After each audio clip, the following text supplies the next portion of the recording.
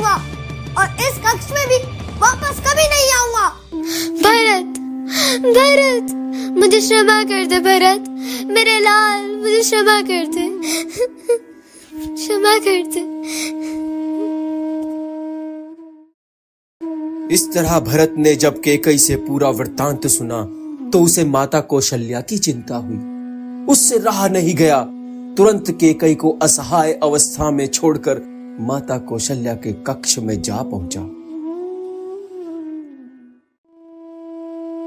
माँ, प्रणाम माँ। तो अब तुम उस साम्राज्य को भोगने के लिए वापस आ गए जिसके लिए तुमने इतनी घटिया योजना बनाई थी। वैसे काफी खुश हो गए कि सब कुछ योजना के अनुसार भली भांति हो रहा है। क्या आप यह मानती हैं कि मैंने भैया राम को वन भेजा? क्या आप भी यही मानती हैं कि मैं इस साम्राज्य का भोग करना चाहता हूँ? आप तो जानती हैं कि मैं भैया राम से कितना प्रेम करता हूँ। अरे मुझे तो कैकई के षड्यंत्र के बारे में जरा सा भी नहीं पता था। क्या आप देख नहीं सकती कि पिता के अचानक निधन से और भैया राम के वन जाने से मैं कितना दुखी हूँ। मैं तो अपने पिता के अंतिम दर्शन भी नहीं कर पाया। माँ, कितना अभागा हूँ मैं। मुझे क्षमा कर दो पुत्र, मुझसे मेरे पुत्र का वियोग सहन नहीं हो रहा। मैं समझ सकता हूँ माँ, और मैं ये शपथ लेता हूँ कि जिसने भी तुम्हें दुख पहुँचाया है और मेरे भैया राम को वन भेजा है या भेजने में सहायता की है, वह वही फल भोगेगा जो किसी को राजा, गाय, स्त्री, शिशु एवं किसी वृद्ध की हत्या किए जाने के कारण भोगना पड़ता है। माँ, भैया राम मेरे जीवन है। माँ, मेरे जीवन है। हाँ पुत्र, शांत हो जाओ, शांत हो जाओ पुत्र। मैं जानती हूँ कि तुम निर्दोष हो। आओ पुत्र, यहाँ लेट जाओ। शांत हो जाओ पुत्र, शांत हो जाओ। मैं भैया राम को वापस लाऊंगा माँ, वापस लाऊंगा। मेरे राम अयोध्या वापस आएंगे। वह मुझसे बहुत प्रेम करते हैं, बहुत प्रेम करते हैं। हाँ पुत्र, वो मेरी बात मानेंगे। हाँ, वो वापस आएंगे। हाँ, जरूर आएंगे। हाँ पुत्र, हाँ, राम जरूर आएंगे। तुम अभी सो जाओ, बहुत थक गए हो, बहुत थक गए हो पुत्र, सो जाओ। माता कौशल्या को विश्वास हो गया कि भरत निर्दोष है। वह रात भर भरत को दुलारती रही और राम के विरह में विलाप करती रही। अगले दिन भरत ने वशिष्ठ मुनि और सुमंत्र सहित सभी मंत्रियों की सभा बुलाई। जब भरत और शत्रुघ्न सभा में जा रहे थे, तभी रास्ते में उनकी भेंट मंथरा से हुई।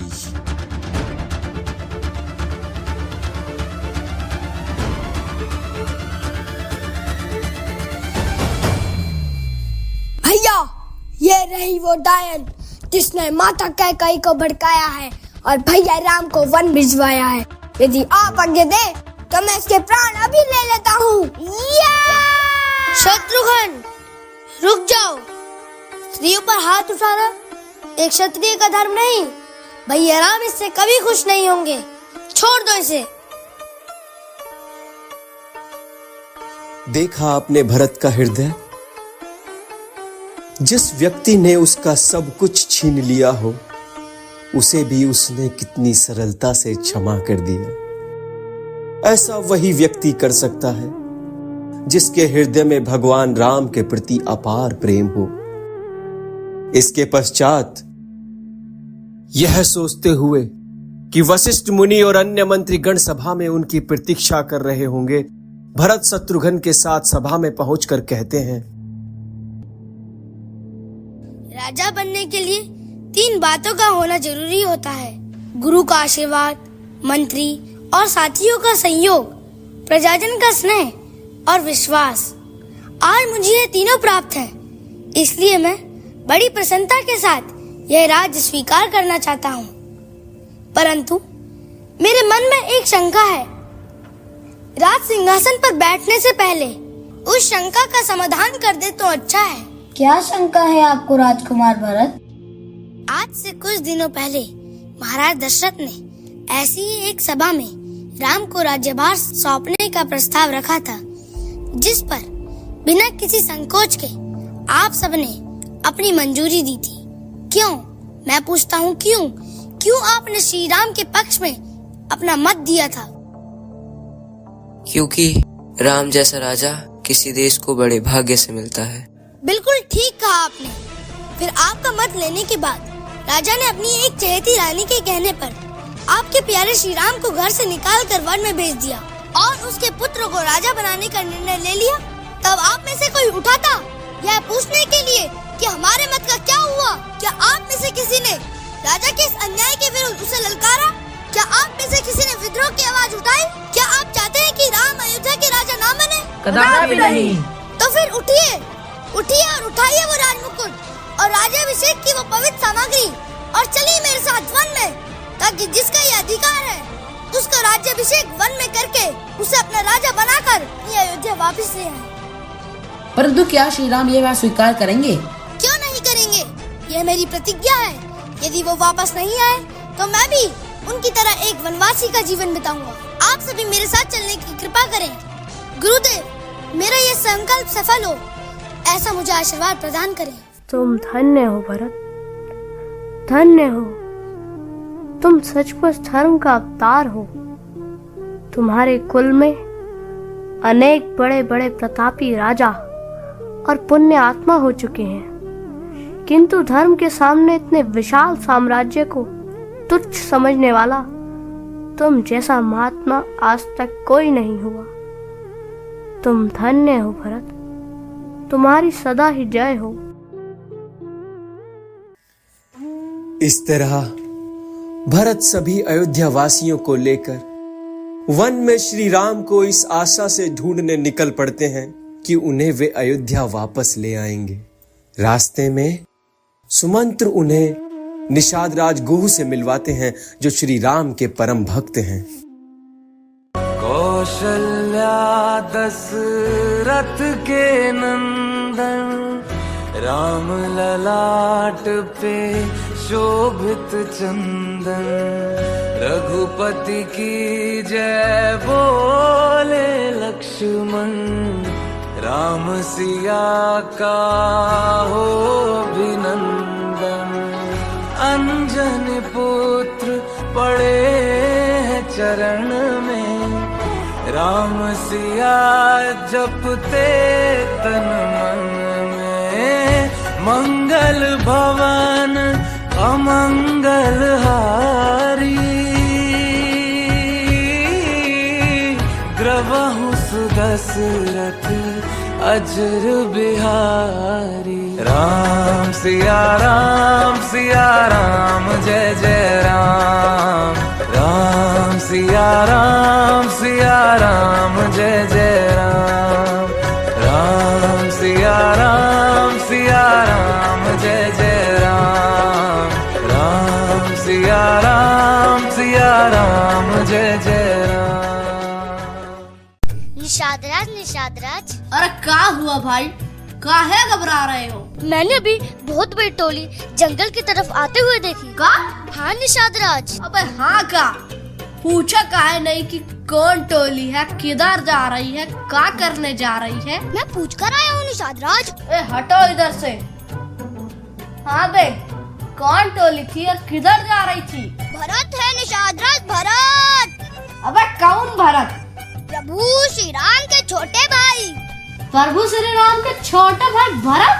हाँ निषाद राज, वो जंगल में श्री राम को ढूंढने जा रहे हैं। क्या बक रहे हो? तुम जानत हो कि ये भरतवा की वजह से मेरे प्रभु श्री राम जंगल में हैं, लेकिन ये उन्हें ढूंढने क्यों जा रहा है? हाँ बुझाया, ये भरतवा को ये डर सता रहा है कि 14 वर्ष वनवास के बाद श्री राम अपना राज्य वापस ले लेंगे। कहीं ये जंगल में श्री राम को नहीं हमरे होते हुए प्रभु श्री राम का कोई बाल भी बांका न कर सकत। किंतु निषाद राज, ऐसा भी तो हो सकता है कि वो प्रभु श्री राम को वापस लेने जा रहे हो। कुछ भी हो सकत है, दुश्मन को कम ना आंको। जाओ जाओ जाओ, चारों तरफ से घेर लो और अपन अपन हथियार तैनात राखी। कछु भी खतरा दिखे तो मुंह मत देखने रहना, हथियार चला देना। जी निषाद राज, जो कहो सो होई। प्रभु श्री राम की जय।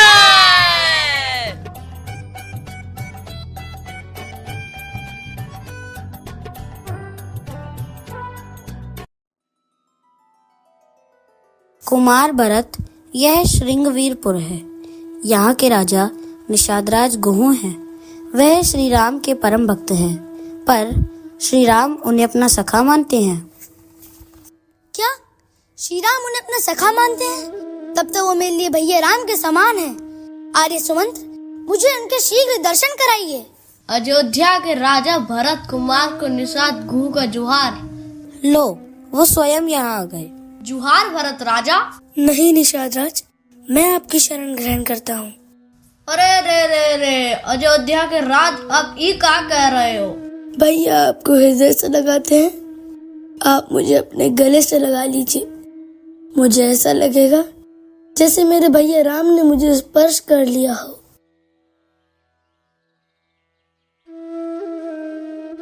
आप मुझे इस योग्य नहीं मानते ना? ठीक है, मेरे पापों का यही दंड है। नहीं नहीं भरत भैया, नहीं मोर भैया, हमसे भूल हो ही गई। हम तुम्हारा अपराधी है भरत भैया। हमारे मन में जाने का विचार उठते रहे। भरत भैया हमको क्षमा कर दियो, हम पापी हैं। अरे श्री राम के भाई के लिए हमारे मन में कैसे विचार उठते रहे। हम बहुत बड़े पापी हैं भरत भैया, हमसे पाप हो गए हो, हमको क्षमा कर दियो भैया। हम आपको जाने नहीं, आप तो सचमुच राम ही का ही दूसरा रूप हो। बिल्कुल वही राम भैया जैसा स्नेह है आपके हृदय में। शत्रुघ्न, इनके चरण छुओ। यही राम भैया से कहकर हमें क्षमा दिला सकते हैं। नहीं नहीं कुमार नहीं। जुहार मंत्री जी, श्री राम जी सच्चे कहते रहे कि हमार भरत वह बहुत महान है। क्या भैया मुझे याद कर रहे थे? हाँ हाँ, बहुत याद करत रहे। घास के बिछोने पर सोए, सारी रात आप ही की बात करत रहे। घास के बिछोने पर? भैया घास के बिछोने पर सोए थे? हाँ, वो देखिए, वो जौन घास का बिछौना है ना, उसी पर प्रभु श्री राम और मैया सीता पूरी रात सोए रहे। भैया और भाभी इस सूखी घास पर सोए? हाँ कुमार जी, हमारे प्रभु श्री राम यहीं सोए थे। लक्ष्मण और मैं पूरी रात जागकर जंगली जानवरों से उनकी रक्षा करत रहे। हमार बिछौना ना ही ना लिए और ना हमार परोसा हुआ भोजनू लिए। कंदमूल खाए और गंगा जी जल पी के अपन पेट भर लिया और दूसरे दिन नंगे पैर ही चित्रकूट की ओर चल दिए। हाय रे भागे भरत, भैया सूखी घास पर पड़े रहे और तू महलों के रेशमी बिछोने पर सोता रहा। आर्य सुमंत, यहाँ से मैं भी पैदल नंगे पांव चित्रकूट जाऊंगा और जब तक भैया के दर्शन नहीं हो जाते अन्न का एक दाना ग्रहण नहीं करूंगा। स्वामी कंदमूल खाए और सेवक राजभोग खाए। धिक्कार है ऐसे सेवक पर। अपने आप को संभालो पुत्र, तुम हम सब की हिम्मत हो। तुम इन सबको यहाँ लेकर आए हो। यदि तुम भी टूट जाओगे तो हमारा क्या होगा पुत्र? मेरे भैया यहाँ सूखी घास पर सोए माँ। अपने आप को संभालो पुत्र, शांत हो जाओ। अगर तुम ही धीरज खो दोगे तो हम सब का क्या होगा?